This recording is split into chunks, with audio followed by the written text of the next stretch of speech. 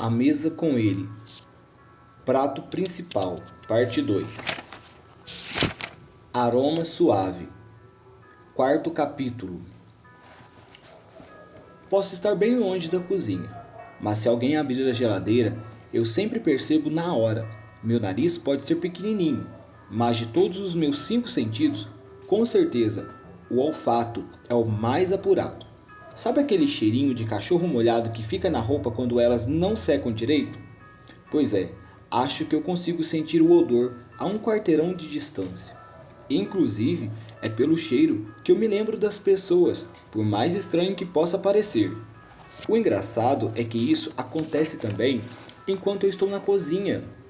Eu sempre salgo a minha comida pelo aroma.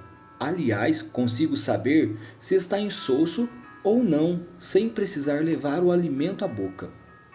Dizem que o sentido que mais ativa o gatilho da nossa memória é o olfato. É só aparecer algum cheirinho que, automaticamente, os sentimentos, sensações e lembranças, sejam elas boas ou ruins, vêm à tona. Quando eu tinha 8 anos de idade, já há algum tempo morando na Inglaterra, eu descobri uma flor que havia por todo lado e tinha um cheiro muito forte. Ela se chama frésia e é uma espécie rara em países tropicais, mas com um perfume incrível. É por isso que, mesmo hoje, sempre que me deparo com essa flor, paro tudo o que estou fazendo para sentir sua fragrância e imediatamente sou transportada de volta àquela época especial na vida da nossa família. Entretanto, por mais que ame o perfume das flores, nada bate o cheiro de uma boa comida quando estamos com muita fome. Naquela época, eu voltava da escola esfomeada, por volta das 16 horas da tarde, e sempre havia algo sendo preparado na cozinha. O melhor de todos era o bolo de manteiga quentinho que minha mãe fazia, do hall de entrada. Já sentia aquele cheiro hipnotizante e a minha barriga, instantaneamente, já começava a sorrir, sabendo que, muito em breve, comeria aquela delícia. Já faz muito tempo que eu não moro mais na casa da minha mãe, mas todas as vezes que ela coloca esse bolo para assar, lembro-me da minha infância feliz. Dentro disso, algo que fico pensando é que, certamente, Deus tem um nariz infinitamente mais sensível do que o meu. Afinal, foi Ele quem criou esse lance dos de cheirar. Além do mais, se prestarmos atenção, é incrível o número de vezes que a Bíblia menciona a respeito do perfume, cheiro, incenso ou suas narinas. Ao longo de toda a palavra, é recorrente pessoas lhe trazendo perfumes e presentes, derramando aos seus pés, ou até mesmo revelando a adoração como um aroma suave. Isso me faz pensar no porquê de o cheiro ser tão importante para Deus. Toda vez que a palavra incenso aparece na Bíblia, ela se refere à mistura de especiarias particulares que eram queimadas diante da presença de Deus. Por isso, havia um altar de incenso dentro do santo lugar para o preparo dessas especiarias. Deus, inclusive, instruiu Moisés exatamente como deveria produzir o incenso. Disse mais o Senhor a Moisés: toma especiarias aromáticas, estoraque e ônixa e gálbano, estas especiarias aromáticas e o incenso puro em igual proporção, e disso farás incenso, um perfume segundo a arte do perfumista, temperado, puro e santo. E uma parte dele moerás e porás diante do testemunho na tenda da congregação, onde eu virei a ti. Coisa santíssima vos serás. Porém, o incenso que fareis conforme esta composição, não fareis para vós mesmos. Santo será para o Senhor. Êxodo 30, 34 ao 37. Todos esses ingredientes, o doce e o amargo, eram triturados até ficarem bem finos, depois amassados e misturados com olibano e por fim era adicionado sal à mistura. Ao término do procedimento, Essa substância gerava um perfume maravilhoso e doce, que era colocado no fogo do altar de incenso, fazendo com que o lugar santo e até o Santo dos Santos fossem preenchidos por essa fragrância. Logo após temos o altar de sacrifício. Esse incenso é uma representação de Cristo, que foi esmagado e abatido. Ele sofreu amargamente, passou pelo fogo do sofrimento e foi vitorioso, tornando-se cheiro suave ao seu Pai. Jesus era o equilíbrio de todas as fragrâncias, a perfeita medida do doce, da graça, verdade, misericórdia, retidão e santidade.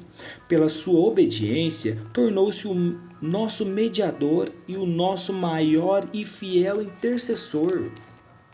O altar de incenso, por sua vez, tem tudo a ver com a intercessão, já que era o lugar onde todas as orações subiam a Deus como um cheiro suave. Em seguida, toda essa fragrância enchia o ambiente.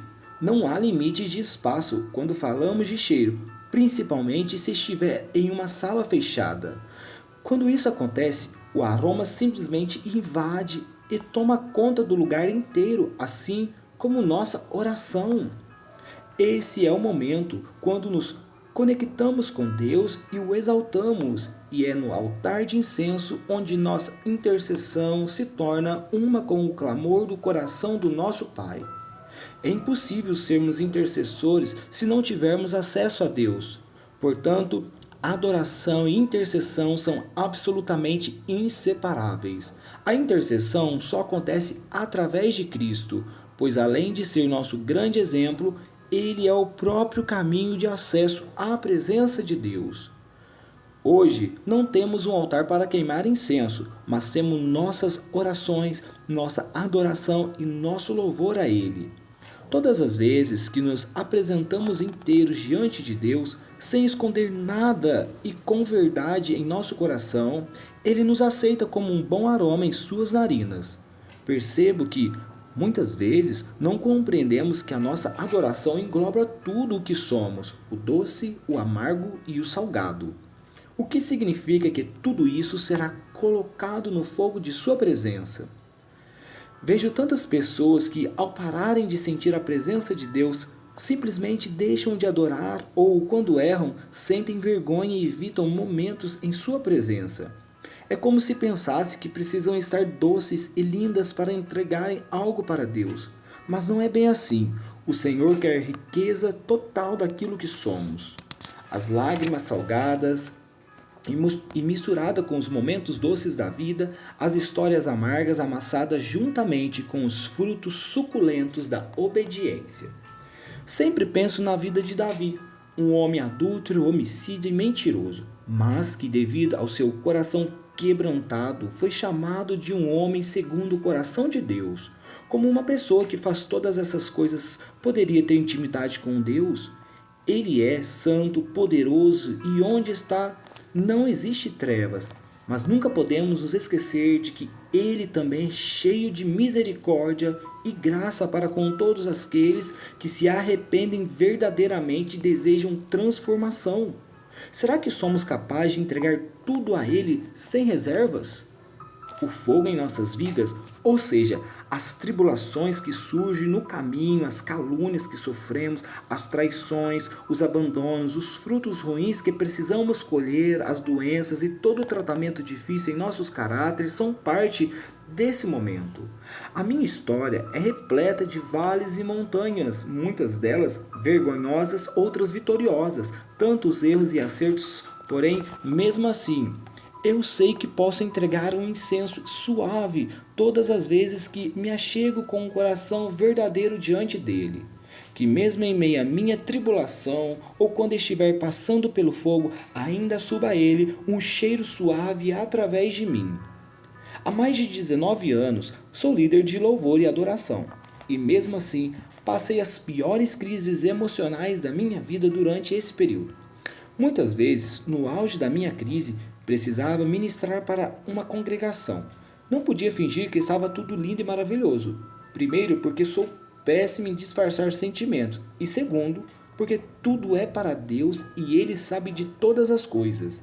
Então, tudo o que eu fazia era começar a cantar enquanto, ao mesmo tempo, as lágrimas escorriam pelo meu rosto.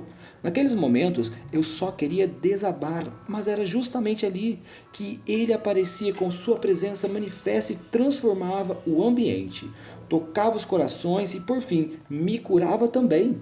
Com isso, aprendi que não preciso ter todas as respostas ou ser perfeita, mas apenas estar com o coração limpo e verdadeiro. Por outro lado, muitos se utilizam disso como uma desculpa para ministrar em pecado, mas não é isso que eu estou me referindo. Em momentos como os que mencionei, eu estava sofrendo por alguma situação ou simplesmente não estava bem emocionalmente, mas não era por conta de mágoas, amarguras ou pecados.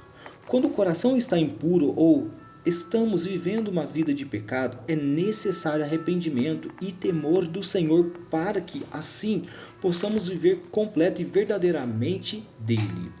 Isso me faz chegar à conclusão de que, assim como eu sei diferenciar o cheiro do bolo de manteiga da minha mãe do cheiro do bolo da vizinha, o Senhor sabe distinguir quando o incenso está sendo entregue corretamente a ele. A Bíblia nos conta que os filhos de Arão ofereceram fogo estranho diante de Deus, Levítico 10. E ele não só não aceitou aquilo, como os consumiu com fogo. O incenso deveria ser produzido da maneira correta, com obediência e com um coração puro. Muitos oferecem um fogo estranho, ou seja, uma falsa adoração onde a boca e o coração estão vazios e falta o verdadeiro incenso do coração. Isso significa que corremos o risco de, no momento de adoração, nos preocuparmos mais com formas e aparências do que com a nossa real conexão com Deus. Dessa maneira, sem perceber, podemos acabar levantando uma fachada de santidade, fervor e paixão, sendo que na realidade estamos muito longe dele. Manter-se perto de Deus é muito simples, mas nos custa muito. Precisamos desenvolver uma vida de arrependimento rápido, cultivando um coração pronto a pedir perdão logo que erramos, obedecendo sempre sua voz, mesmo que ela não apareça como um grito alto e claro, mas como uma pequena e suave voz dentro da nossa consciência.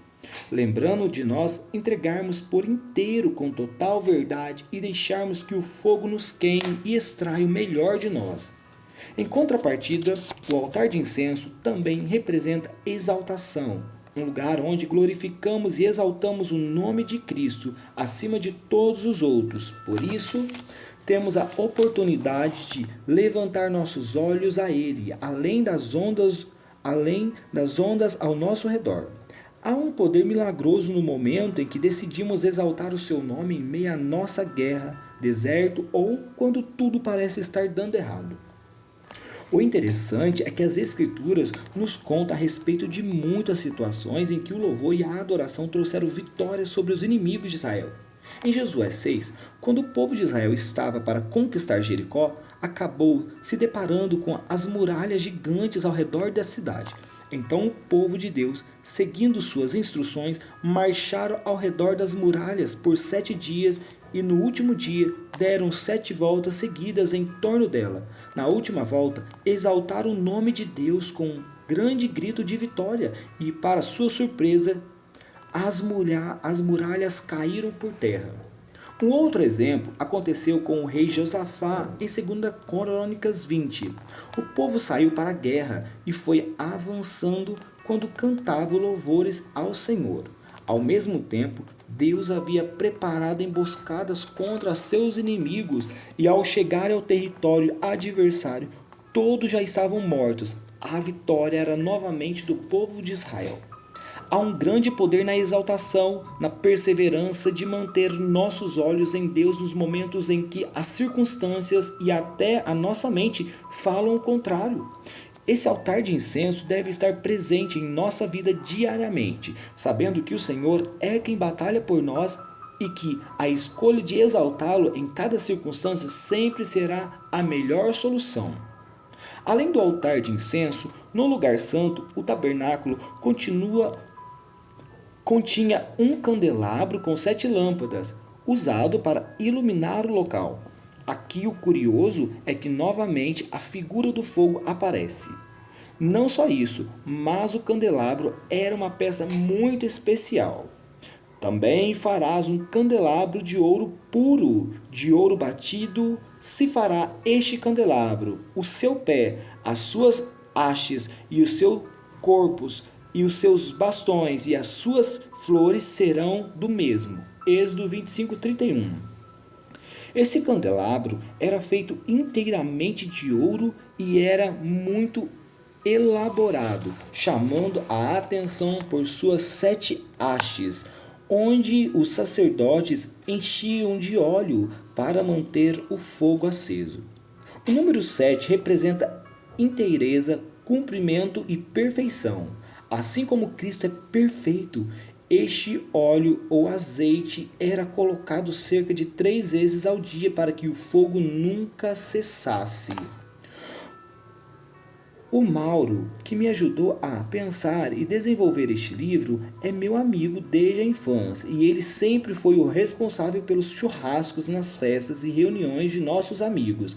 Dizem que ele faz o melhor churrasco do mundo e todas as vezes que pergunto o segredo das carnes que ele faz, ele sempre me responde a mesma coisa: o fogo.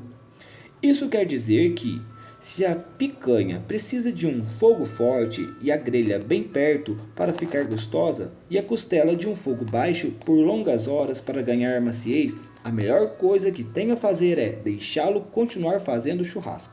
Brincadeiras à parte. Conforme fui aprendendo a cozinhar, descobri que existe um fogo certo para cada tipo de carne. O fogo é algo muito importante, não só no churrasco, mas na história da humanidade e na Bíblia. Candelabro. É por esse motivo que acredito que no lugar santo existia 2 tipos de fogo: aquele que queimava as especiarias, resultando em um incenso suave, e o fogo que queimava com o óleo do candelabro, o fogo do altar de incenso, e é das tribulações, das dificuldades que nos purificam e tratam nosso caráter. Já o fogo do candelabro é o próprio fogo do Espírito Santo que arde em nós com fervor e uma nova paixão por ele, trazendo a luz da revelação e se manifestando em poder. Ao contrário do que muitos pensam, o candelabro não era formado por velas, mas por pequenos recipientes onde o óleo era acrescentado, fazendo com que o fogo acendesse e iluminasse todo o lugar. Sem o óleo não havia luz nem fogo, mas o que seria esse óleo? É exatamente isso o que a passagem de Mateus 25 nos revela. Então, o reino dos céus será semelhante a 10 virgens que, tomando as suas lâmpadas, saíram ao encontro do esposo. E 5 delas eram prudentes e 5 loucas. As loucas, tomando as suas lâmpadas, não levaram azeite consigo. Mas as prudentes levaram azeite em suas vasilhas com as suas lâmpadas. E, tardando o esposo, tosquenejaram todas e adormeceram. Mas à meia-noite ouviu-se um clamor: aí vem o esposo, saia-lhe ao encontro. Então todas aquelas virgens se levantaram e prepararam as suas lâmpadas, e as loucas disseram às prudentes: dai-nos do vosso azeite, porque as nossas lâmpadas se apagam. Mas as prudentes responderam, dizendo: não seja caso de nós que nos falte a nós e a vós, ide antes aos que vende e comprai para vós. E tendo elas ido comprá-lo, chegou o esposo, e as que estavam preparadas entraram com ele para as bodas, e fechou-se a porta. E depois chegaram também as outras virgens, dizendo: Senhor, Senhor, abra-nos. E ele respondeu, disse: em verdade vos digo que não vos conheço. Mateus 25, 1, 12, grifo da autora. Esse trecho nos mostra que o óleo era o fator determinante para que aquelas mulheres estivessem com o noivo. Tanto é verdade que a falta dele fez com que metade daquelas virgens perdesse a oportunidade. Isso porque As que tinham o óleo recusaram-se a dividi-lo, não por serem egoístas, mas por saberem que não haveria o suficiente. Quando finalmente as 5 virgens tolas retornaram com o óleo e bateram na porta, assim que as viu, o noivo lhe respondeu. Porém, não comentou nada a respeito do óleo, mas reforçou sobre o fato de não as conhecer. Esse óleo representa a intimidade com o noivo, algo que não é transferido através de uma imposição de mãos, oração ou profecia, mas que só pode ser adquirido no convívio individual com Deus. O interessante é que, na passagem, o noivo usa a palavra conhecer, que na Bíblia tem o significado de intimidade, quando verdadeiramente nos conectamos e vivemos com uma pessoa algo muito profundo do que apenas saber a respeito de alguém. O óleo do candelabro que mantém o fogo aceso é aquele do conhecer a Cristo. Desenvolvemos isso através do nosso tempo em sua presença. Não há como mantermos uma paixão que pegue fogo, revelações de sua palavra ou manifestação do seu poder se não tivermos o óleo que mantém o fogo ardendo. Para nos mantermos sempre abastecidos, é necessário sabermos cultivar a presença de Deus em nossa vida individual, começando com as coisas básicas como saber apreciar e perceber que Ele está em nosso meio, notando que, de alguma forma, Ele sempre está presente e que está caminhando ao nosso lado. Eu dou a aula em minha igreja local e sempre passo para os meus alunos um exercício que costumo fazer em minha vida pessoal. Eu chamo de exercício de percepção da presença de Jesus. Na primeira semana, eles colocaram no celular um lembrete a cada 3 horas ao longo do dia com o título Ei, eu estou aqui. Assinado Jesus. As histórias são muito interessantes. Às vezes, em meio a um momento muito estressante, o celular vibra com um lembrete e logo penso antes de falar algo no instante de ira.